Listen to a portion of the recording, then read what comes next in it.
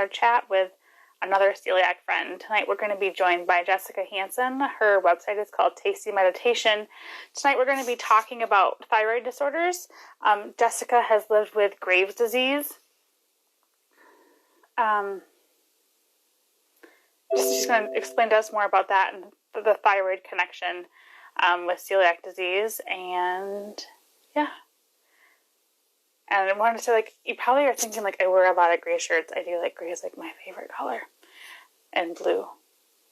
I have two favorite colors. So, make sure you're paying attention. And if there's any comments that you have or questions, please be prepared to ask whatever, and we'll see if Jessica can answer them. I will have to be honest, thyroid issues and Graves' disease is an area that I don't know a whole lot about. And that's why I'm really thankful that her and other people this month have been willing to share information and advice on topics that, I don't know anything about. And then hopefully it has helped educate you all as well. And Jessica should be joining us momentarily. Trying to avoid the glasses because, again, the reflection, although I can't really see anything. I have severe astigmatism. I don't know if anyone else has eye issues, and I don't even know if that's what it is, celiac disease at all. But, yeah, they once told me that I couldn't get contacts because my eyes were shaped like footballs.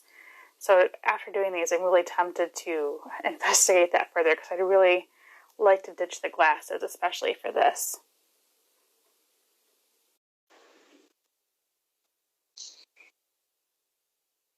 Just waiting for Jessica to join with us.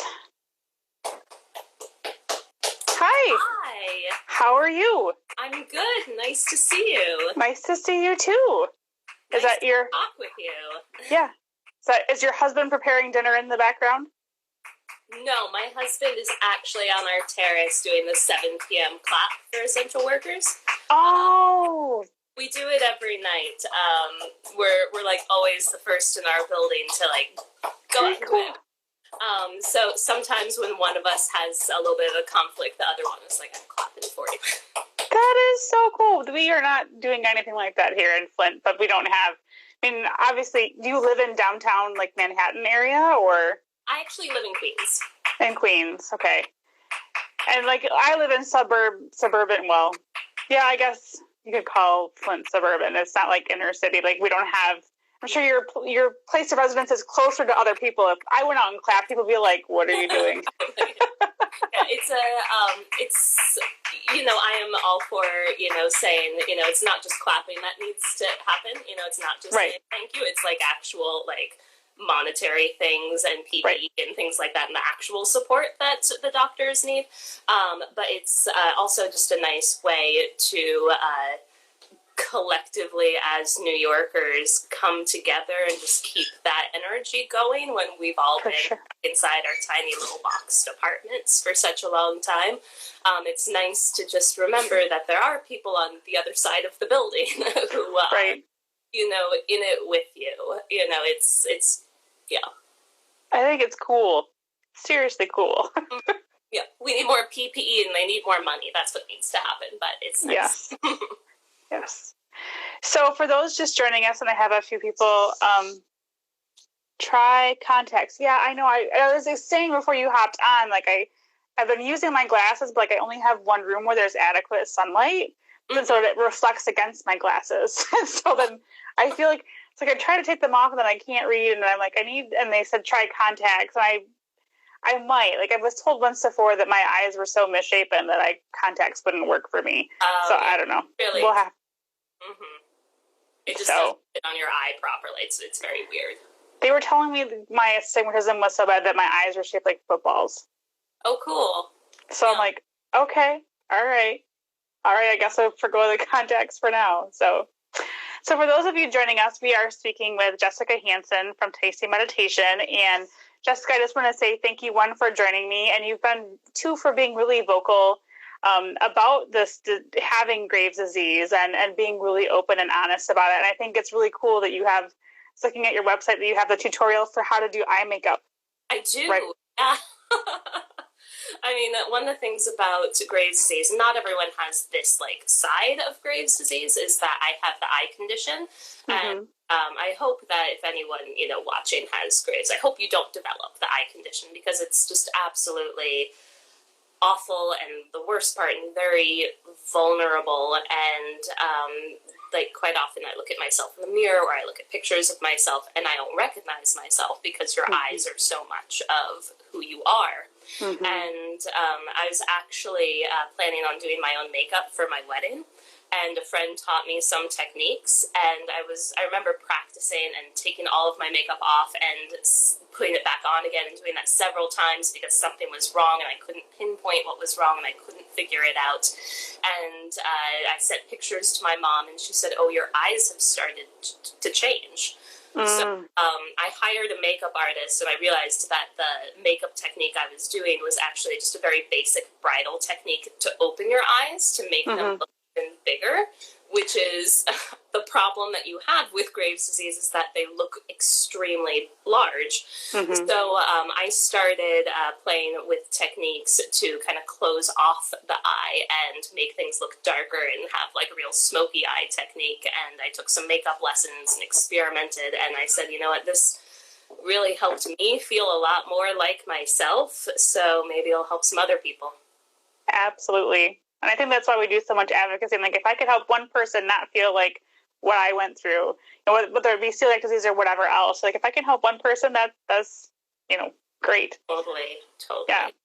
So again, I don't know a whole lot about Graves' disease. Could you explain, what is it? Yeah, sure. I kind of just jumped a whole bunch of stuff. Right.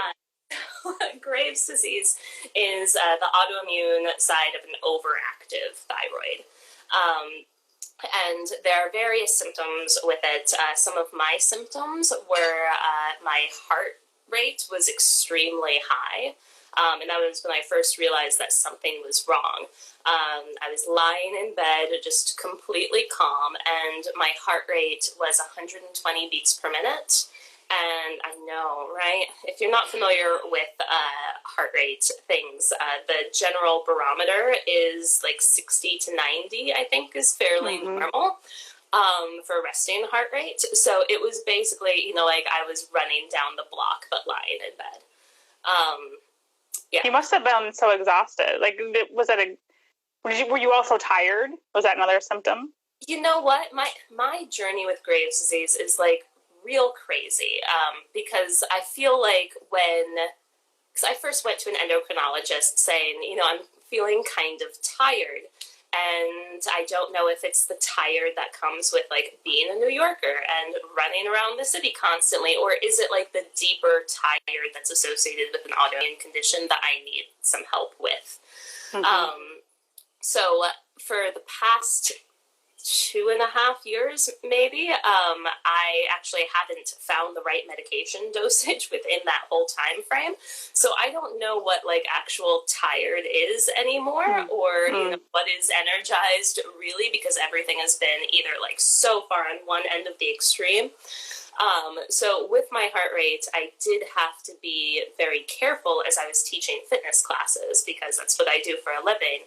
And when you teach fitness classes, at least the classes that I teach, which are things like bar technique or just general strength training and sculpting or yoga, it's not Zumba or cardio-based classes. But normally when you're teaching, you're not doing anything, you're not doing all of the exercises. But right. I am running around the room from one person to another, adjusting and giving corrections, and also talking without taking a lot of breaths, because I'm trying to give a lot of instruction, which would then make my heart rate go up. So I had to be really careful and extremely mindful throughout my classes to make sure that I was breathing, that I was taking some time to just let there be silence so that I could catch my breath and lower my heart rate a bit. So it took a lot of mindfulness while I was figuring out what was wrong and trying to get to the right doctors and trying to get gluten-free medication. It was such a long struggle with being so mindful of my heart rate. So that was one major symptom for me. Another one was that my hands were extremely shaky. And I remember, because my husband then fiance had just proposed, and we went to pick out my engagement ring together. And I remember signing this piece of paper with the jeweler, and my hand was shaking so badly. And I just thought, this poor jeweler must think I'm dying.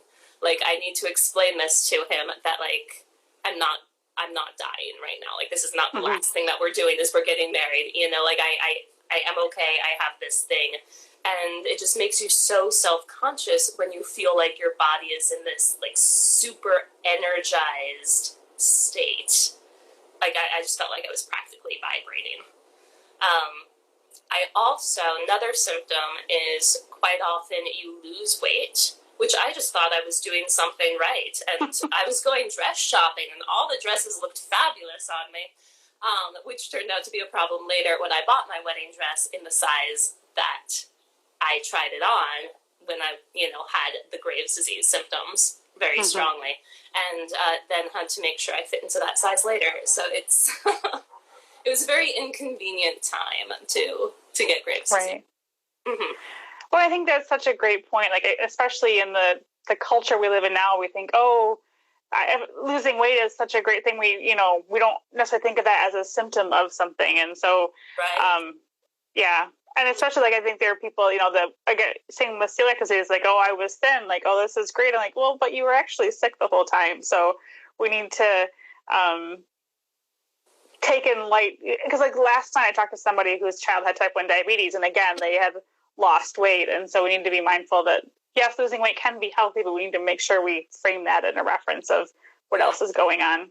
Like, before I was diagnosed with celiac disease, I was extremely thin, but I was also a dancer. So I thought, this is just my normal, is that I'm just a thin person, and I work hard, and I'm extremely active. And of course I was malnourished. Of course, my body wasn't absorbing nutrients.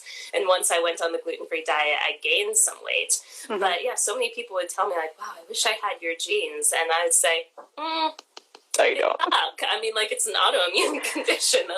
You want it? So those are my genes. Right. Yeah, exactly. So what were the steps? So those are your symptoms. How were you finally diagnosed? Like, what type of, if someone's watching and they're like, I'm having some of my symptoms, what type of tests do they make sure their doctor is doing? Okay. So, I think that my story is one of those perfect examples of when a doctor is not working with you and taking you seriously. When you feel like things are just, like, not vibing well, go get a different doctor, like, right away. I first went to my primary care doctor, and I said, I think I'm tired, and I think it might, not be the normal, just New York tired, but, like, let's check my thyroid because I'm celiac, and they didn't want to do a full thyroid panel. I don't know why they're so resistant to doing tests. Mine is like the same thing. She's like, yeah. Don't you have money if you do more tests? Like, right. Right? Like, isn't there some sort of incentive for the doctors too? So they didn't want to do a full thyroid panel. I asked them more. They said okay, and then they called me and they said, actually, a number was a little bit off, so go see an endocrinologist. I found someone, and she kept rolling her eyes at me, like, all the time. And yeah, right? Like, so I didn't vibe with her, but she said, I think that you might have a little bit of a sluggish thyroid. So let's put you on some medication to increase thyroid production. And meanwhile, you're saying Graves' disease is an overactive, right? So she's okay. Wow. Yeah, she's totally off base. And, like, was Graves' disease triggered through this process? Maybe I had it for quite a while. I don't know. But I think that we, like, looked at my levels one more time. Maybe we increased it just a hair, the medication dosage. And then I was lying in bed, and my heart rate was super high, and my hands were shaky, and I called her office, and they took me off the medication, and they said, okay, let's get you in, and let's do some tests. And I remember her rolling her eyes at me some more and saying, well, maybe you don't need the medication. Maybe there was never anything wrong. And I was like, time to get a different doctor. And see, that's what happened to me. So, like, 10 years ago, I was concerned. We were never able to get pregnant. So I was concerned, again, because the connection between celiac and thyroid, I was like, check my thyroid. And there were some things that I was experiencing. And again, I think it's a struggle, especially with having celiac as well. Like you said, like, I think I'm tired. Like, it's kind of like we don't want to think that everything is wrong with us. But like, I don't think this is right either. And so then they put me on Synthroid, and then I had an awful reaction. And they're like, well, we only gave it to you because you asked for it. And I'm like, but that's not the way this should work. And so then I was taken off of it 10 years ago. Mm-hmm. And so I was barely on it. And then I had a nervous breakdown. That's a whole other story. But yeah. And I kind of felt like some of the same thing. Like I felt jittery and just, yeah. So that's really interesting. So, and I feel like I'm having that struggle again right now. Like my primary is like whatever. And actually my gynecologist is one to listen to me. And we were having these conversations right when the pandemic started and right after my dad died. So like all this has kind of been put on hold for a minute. But, you know, I will see him next month and we'll continue this conversation about, you know, thyroid issues. So how did you finally get someone to listen to you? So I went home. I was like, I'm never seeing that doctor again. Like, I'm done.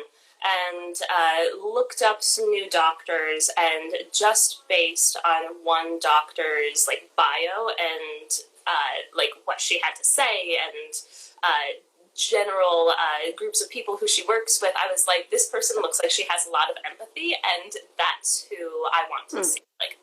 And so I met her, and like after 5 minutes of talking with her, I was like, you need to be everyone's doctor. You're so great.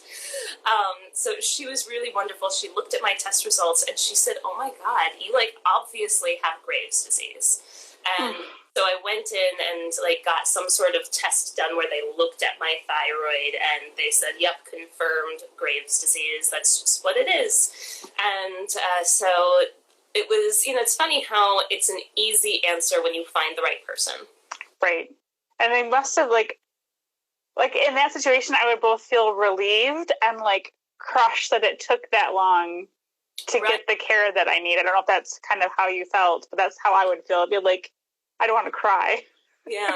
But, and I remember just sitting there vibrating and shaking and trying to act normally as I met this doctor. Like, I feel like I made such a crazy impression on her, but that's, you know, like the manifestation of what was going on was, you know, just feeling like you were jumping out of your skin in that way. So after that, like it was even more frustrating because I wrote a blog post, I think it was around one of the times, so many times when we've been talking in the celiac disease community about insurance and medication for gluten-free labeling and medication, and the generic was not gluten-free, and I tried to get my insurance to cover the one that, according to, you know, my research, was gluten-free, and it took weeks and weeks. And then I remember that you sharing that on Twitter. I remember that whole journey and being so frustrated for you. And get this, they finally got back to me and they said, oh, the formula changed or something crazy, and it was no longer gluten-free. And the company didn't consider it. So after all of the process of trying to get them to cover this medication, they were like, well, we won't cover it because you said you need to be gluten-free. And I said, right, but it is, isn't it? And they were like, no, or at least not anymore. So I wound up calling my pharmacy at the time and saying, can you give me the names of all of the generic medications for this that you could possibly order in your system? And they gave me the names, and I looked a couple up, and one of the companies actually labeled their medications gluten-free. Wow. Right? And I was like, this is the generic company? That's amazing. I wonder if it's Perrigo. Perrigo's based in Michigan, and they do a lot of the over-counter, like Meijer is one of our big grocery stores here. In the Midwest, and so things you'll see at Target or whatever, like that's actually made by, when it's like the Target brand, it's actually made by Perrigo, and I'm pretty sure they're here in Michigan, and they will label like their, you know, gas X, like your normal generic Advil type medications. Yeah. So that's interesting. Yeah, I think the company was Horizon, maybe. You'd have to, anyone watching, just double check. I'm not on the medication anymore, so always good to double check. So I finally got on the medication, but that was after months of, you know, being shaky and having a high heart rate. And then when I was finally on it, it was the struggle of that the medication we found out didn't really work for me. in that my system is just very sensitive or something, but every dosage, I was on every dosage at least once, if not twice, was either way too high or way too low, and nothing wound up in the middle. Mm. Yeah, so it was a good almost 2.5 years of struggling with not having the right treatment, which was not my doctor's fault. It was just that we couldn't find the right medication because I didn't respond properly. Wow. So how did you figure out what would make you feel better then? So basically with Graves' disease, there is the chance that you could go into spontaneous remission, and that normally statistically happens within the first 2 years. So my doctor didn't want to rush into anything just in case, it would just go into remission on its own. But it didn't. So after 2 years, we met and I had an appointment, and she said, okay, it's time to do something more permanent, because we don't want you to be on this high dosage medication for a long period of time, because that has its own issues, and plus you're not responding to the medication well anyway, so it's just time. So one of the routes that you can go is to have a radioactive iodine therapy, to kind of like zap the thyroid, I guess, but they don't like to do that for people who have the eye condition because it aggravates the eye condition. So that was off the table. The other option was to have your thyroid removed surgically, which was originally a hard pass for me because I'm a singer, and the thyroid is right next to several nerves that control vocal function. And I think the statistics are that there's a 1% chance of having permanent vocal damage. Which is terrifying, and some people might say, 1%, but at the same time, those of us who have celiac disease, and we are 1%. Right. Or if, you're the percentage of people who have a second autoimmune condition, and you're the small percentage of people who have the eye condition on top of the, Graves' disease, then you're like, it's common 1% at that point, Right. Look at all of those things, So I was talking with my endocrinologist, and we decided that, there wasn't really another route for me. So she was so wonderful and so nice. I think she just sat with me for 45 minutes or something crazy, so much of her time. She was so sweet.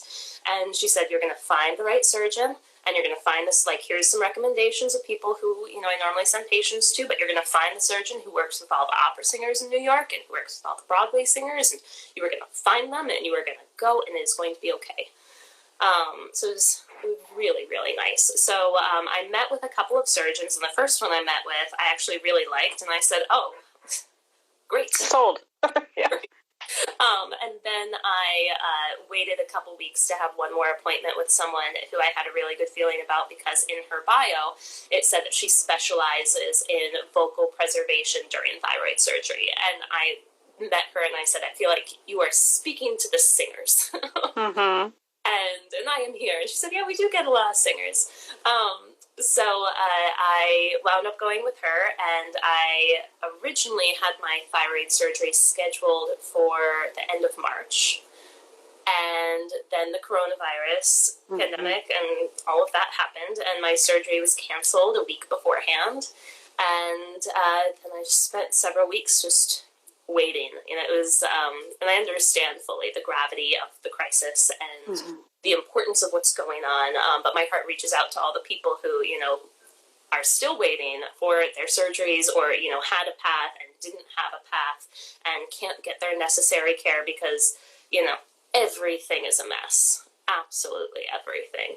My mother-in-law was supposed to have eye surgery right before, and I think she's in her 80s now, but and it's, she'd be in a high risk for something to go wrong too, and so we totally understood, not having it, but the office is back open and they haven't called her at all. So I'm like, okay, we need to reschedule this, because if she doesn't have it, she'll lose her eyesight. So yeah, I mean, that's the thing is that, I remember the first article that came out after a bunch of surgeries were canceled said something like your elective surgery is getting canceled and it's for everyone's own good. And I hated that article in so many ways. because an elective surgery is just a surgery that can be scheduled. It's not Right. that, you go into the ER and, they're like, we have to do surgery now. It's a surgery that might be a very high stakes surgery, like an eyesight issue. Mm-hmm. And it needs to happen, and it's fairly urgent, but it's, on the elective schedule because you have to schedule it, Right. So I'm glad that more people are talking about it now, and it's, just another reason to be, super, on point with everything and all of the safety, precautions that you can take with this pandemic, so that the people who need their medical care can get in faster, because the longer the pandemic draws out, the more people who are waiting for medical care will just have to wait. Right, exactly. Mm-hmm. So it's an absolute mess from absolutely every angle. Mm-hmm. So I was very lucky that when the ORs reopened, the hospital approved my surgery right away. It was such a fast thing. I did nothing during Celiac Awareness Month on Instagram and Twitter and Facebook, because I found out 7 days, I think, before my surgery that was going to happen. And, spent that time in a rush of, checking stuff with insurance, making sure that I had everything that I needed, making sure that I had medication, beforehand, and the gluten-free medication, mm-hmm. and going through all of that, and then spending, some time recovering. So that has been my month. So I don't know if you can see it, but this is my little steri strip where they removed my thyroid. I can if I lean forward and look really close. It is flesh colored, so there's a little line underneath, and surgeons are just magical. I was Googling just because I was curious, the size of your thyroid, mm-hmm. and it's amazing that this cut that's 1.5 inches wide, I think, that they could go in and protect these 4 very specific nerves that control vocal function, while mm-hmm. also removing the thyroid. It's amazing. Mm-hmm. They're magicians and so wonderful. My dad had oral cancer diagnosis 5 years ago. And they had to cut out half of his tongue and half the floor of his mouth, but they were in surgery all day. And he was great afterwards, from that. And I was just amazed, again, like you said, what they're able to do. Yeah, absolutely crazy. So they're way smarter than I am. Way smarter. It blows my mind. Absolutely blows my mind. I had a really great team of doctors, and when I walked in, my surgeon said to the entire OR team that we had there, with all of her staff and all of the other people, they said, this is a singer, so we gotta be real careful, guys. And I just felt like I was in such good hands.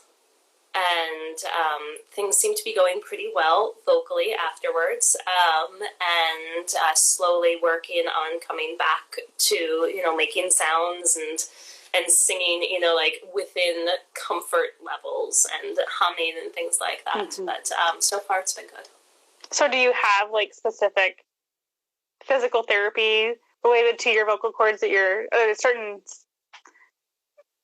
What's what I'm looking for? Just other skills, practices that they have you practice to regain that strength, or? Basically, I was told that my voice might be a little hoarse for a couple of weeks, and I don't feel much hoarseness at all. I've been talking fairly normally for the past week.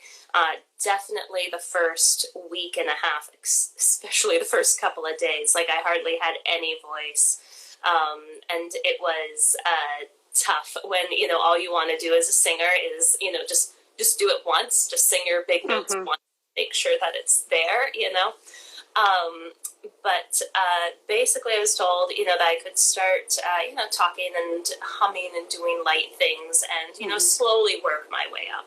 I know from how I feel things that some parts of my voice, my body doesn't want to, do it just yet. It's not there in the healing process. So I actually did reach out to my surgeon today and gave her an update to ask, how is this progress? I think it's good progress.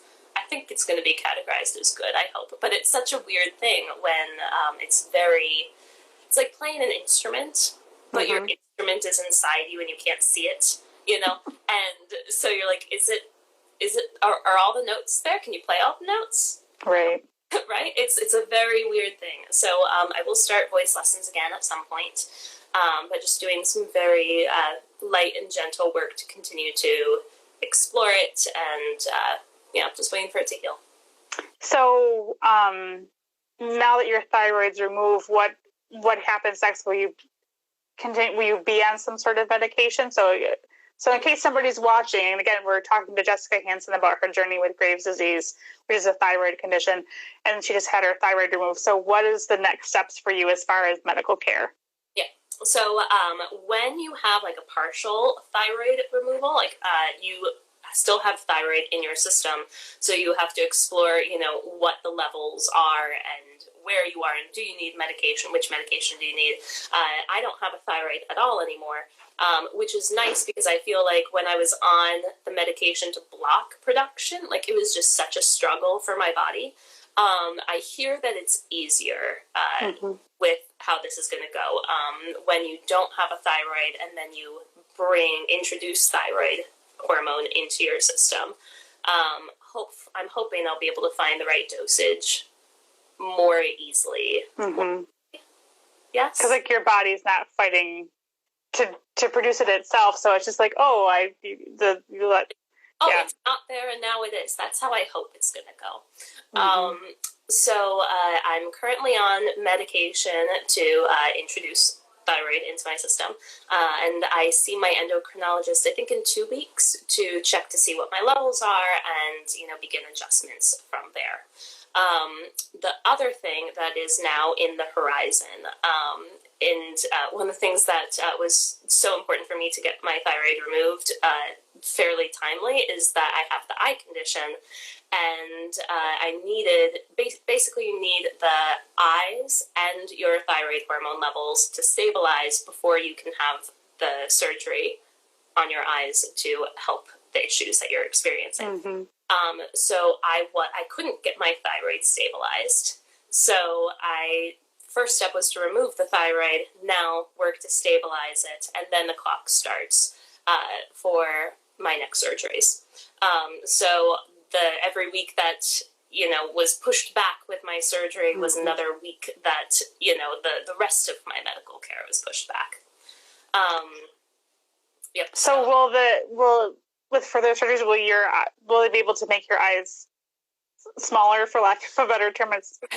Yeah. Well, basically what the eye condition is the muscles behind the eyes get swollen and they push the eyes forward. It can be really dangerous for some people because the pressure can press down on the optic nerve, which can affect your vision, and it can in double vision or vision loss.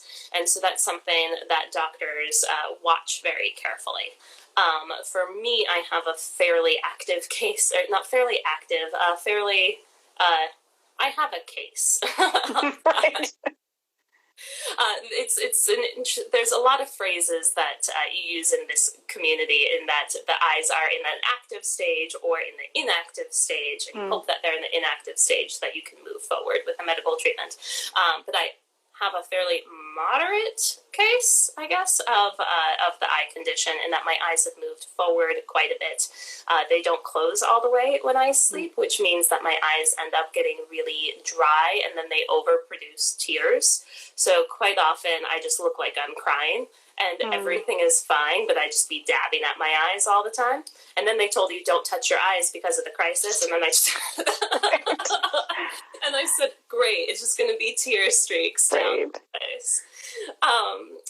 And then also my eyes can be extremely red. So my doctor says I'm a good candidate for orbital decompression surgery. And if anyone listening is sensitive to just hearing about what they do in surgery, just a heads up, that's what I'm going to describe. They go into your face and they wear away at the bone. I think sometimes at the fat, but the bone, behind your eye, so that there's more space. Your eyes sink backwards, so that hopefully you don't have as many problems. So, and then there's another surgery that might happen for me after that. It might not. We're not sure yet. That's lid surgery, where sometimes your eyelids pull backwards a bit, and all of this creates the effect of your eyes moving forward and looking extremely large and bulging. So it's it is awful. It's very vulnerable, and so that's the next step, is waiting for my thyroid levels to stabilize and waiting to get at least 2 surgeries, because my surgeon likes to do one eye at a time. Mm-hmm. But it's another story of finding the right doctor, because I went to my regular eye doctor who specializes in a bunch of stuff and is a really great doctor overall. And I said, I think something's wrong. And they looked at things and they said, yeah, I think that, things are, I think that you have, a little bit of a case of this, but it seems like fairly stable. So let's just monitor it. And I went in a few more times and I said, it's still it's getting worse. And here's some pictures of me, and I don't recognize myself in pictures. And I don't know what to do. And I remember the doctor saying something as a potential treatment option that I knew was not a treatment option for them. It wasn't one of the normal things, and then I think he said, see you in a year, and I was like, okay, it's time to find someone who really specializes in this, and so I asked my doctor for some names, and I called up a bunch of offices, and no one was taking appointments. Finally got a hold of someone in the office, fairly far away from me, and they said, well, do you need just a regular eye doctor, because that's not what we do, you have to have a specific condition. And I said, I have Graves' disease. And the receptionist said, oh, we're going to take really good care of you. Aww. And I said, thank you. Right.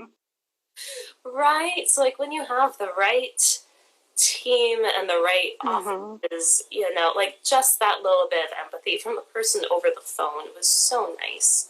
So I feel like now I finally have a good medical team, and it's nice. So a long journey ahead, but at least there's a path and the right people. I'm so glad you're getting the care that you deserve. We all deserve to have good medical care. We shouldn't have to fight so hard to have people listen to us. So for those who are just joining, again, real quick, we're talking to Jessica Hanson from Tasty Meditation. We're talking about her thyroid issues and Graves' disease. So for someone that's maybe experiencing some of the same journey that you've been through, what would be some of your, best advice? Other than, we talked about the steps you took, but if as far as diagnosis and what advice would you have to somebody going through this? Yeah, definitely get a second opinion, find the right doctors. I think that I saw a total of 3 endocrinologists because my regular endocrinologist was out on maternity leave. And so I saw, an associate at the same office, and I remember her saying, after running levels, wow, this level wasn't supposed to go down when we increase your medication. Maybe we consider the surgery. Very much confirmed with Graves' disease. But find the right doctors. Know that there are people out there. I'm very lucky to live in New York City, where we have several major hospitals and people who do work with, the Broadway performers, and will take extremely good care of your instrument if you use your body as an instrument, So do your best to find the right team. Let's see what else. Know that there is a community out there, and try to search for the people who are doing something positive, I find that, because I always go on Facebook groups with a grain of salt, there's so much misinformation out there, yes. Crazy.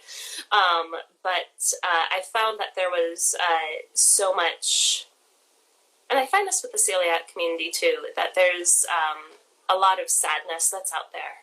You know, it's autoimmune conditions affect you very deeply. You know? And for me in the celiac community, I've gravitated to a lot of people who, you know, are not just necessarily really positive, but they're people who are like, let's get to work. Let's, you know, do things. Let's, you know, talk with our senators. Let's, you know, make waves happen. Let's do something. So try to find some people, you know, online who are trying to do something, you know, so that it doesn't feel like you are stuck in a place of madness, you know. Are there any resources you'd recommend that you found kind of fit that bill? You know, I haven't found a lot for Graves' disease. Honestly, I fell into a lot of sadness too. And it's been really tough. So my, like, saving grace has been my doctors. And that's really why, like, I made my YouTube tutorial for makeup, was to say, like, I know some of you are going through the same thing that I am, and, you know, here's some things that I found that helped, and, you know, do the things that make you feel good and make you feel like yourself. I didn't see many resources out there like that, so I said, I'm a doer, I'm going to make them. But when I find some resources, I will post about them. Great. I did remember one group wrote to me and they said, we'd love for you to take a look at our website and, you know, tell us what you think. And I told them, like, I think it's useless. I think that, I think that, you know, you just like have a fair amount of information, but nothing for people to do. You know, we want to know which questions to ask our doctors. And we want to know, you know, if your doctor answers a question this way, when is the time to find the right doctor? When is the time to get a second opinion? You know, those things, being your own advocate, it's so important because you're not always going to find the right doctors. So you need to know when to stick up for yourself. Definitely, I agree. I think that happens definitely quite a bit in the celiac disease realm. Can't talk. And like trying to encourage people like to stick up for themselves and how to self-advocate and to encourage. So that's interesting that seems to be lacking in the Graves' disease realm. And that's really sad too, because we know that a lot of women have thyroid issues, and it's just kind of, I think that's why I feel myself struggling. Like I kind of feel like I don't know what to ask, or at times like you see one person say one thing, then you see somebody say the opposite. So you're not really sure which is like, you know, someone will say, oh, well, your thyroid level is high. And then someone says, no, your thyroid level is normal. And I'm like, well, I don't know who, all I know is I'm not feeling well and I don't know who to listen to and I don't know where to go. So, yeah, it's frustrating. Yeah. Well, I'm glad that you were able to find the right doctors and we wish you all the best recovery. Obviously, I'm glad that you're doing well and that you were willing to talk to us so soon after surgery. So has it been 1 week or 2 weeks? It's been 1 week. I would have not had the vocal energy of this talk. I think it's been a little over 3 weeks, maybe. Oh, is it? Okay. Yeah, maybe 3.5. During pandemic life, it all blends together, and you have no idea what anything is anymore. So confused this week about what day it was. Like, had no idea. It's Wednesday? Right, I know. Especially with having Memorial Day, and you're like, Someone told me have a good long weekend, and I said, what? What are you talking about?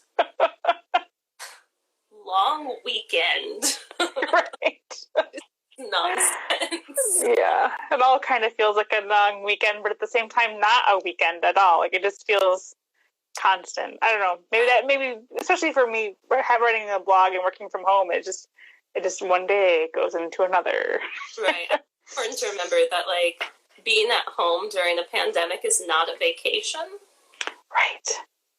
Yeah. And especially for me too, like my husband's a teacher, so he's working from home, and usually I'm used to working from home, but I'm used to having nobody else here.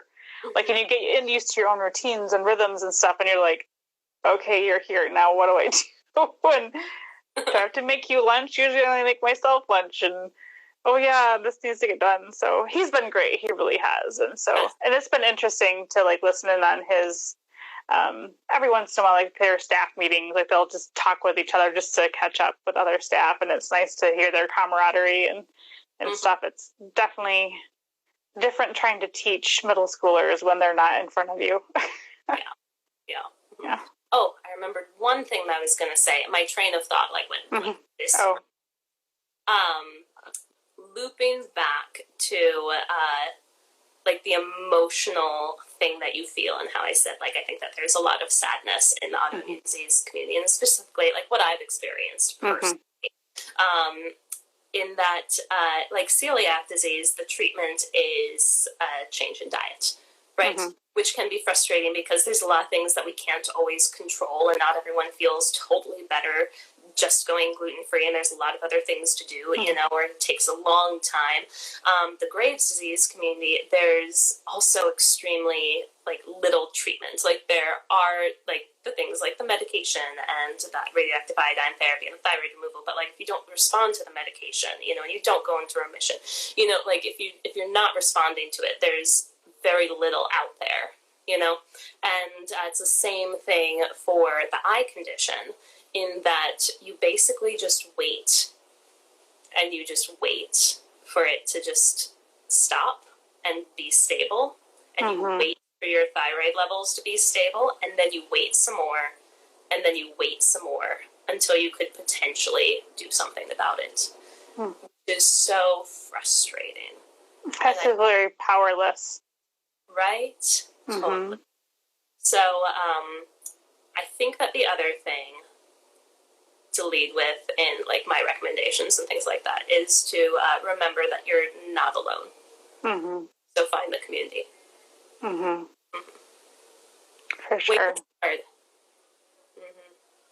So for sure. Well, thanks for your time this evening, and it was fun that I could hear your husband clapping. That was kind of neat. We hear about it, living in Michigan, we hear about that on TV. I'm like, oh, somebody I know is actually doing it. That's kind of cool. We do it every night. That's cool. Sense of community, Yeah. Well, thank you again so much for your time, and this will get uploaded to my Facebook page and to YouTube, so if you want to share it, or that way it's there for anybody in the future if they're struggling, I can refer back to Jessica and say, watch this, and hopefully it will give you hope. So thanks again for your time, and you have a great night. Thank you. You too. Yep. Bye. Bye. So thanks again, everyone who chimed in. Like I said, this will be on IGTV, and then it'll be uploaded to my Facebook page and to YouTube. And then Friday night, we will be talking to the one and only Erica Dermer from Celiac and the Beast, who was the first really big celiac advocate that I met years ago, and I'm so honored to call her a friend. And we'll be talking about